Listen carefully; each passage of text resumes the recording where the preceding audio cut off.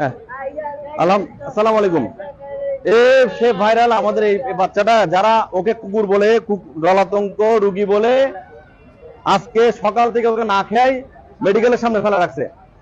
আমরা ওকে আসছি, আমাদের আনসার ভাইরা আছে, ওকে নিয়ে আসছি ওখান থেকে। সকাল থেকে ওকে কুকুরের মতো আচরণ, মানে ও বিরক্ত করছে অথবা এমন করে হাসছে। ওকে সবাই বলছে ও জলাতঙ্ক রুগী। কেন ভাই, আমরা তোর পাশে আছি, কিছু হচ্ছে আমাদের?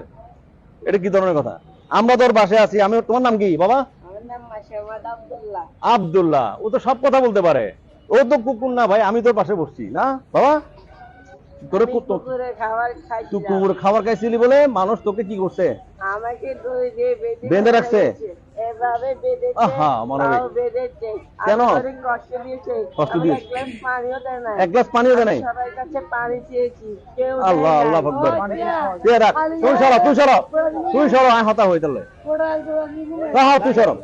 তোরে খানাও দেয় নাই, পানিও দেয় নাই বাবা। সবার কাছে খাবার দেয় নাই, যারা দাদিন বেঁধে রেখেছে কেউ দেয় নাই ভাই আমরা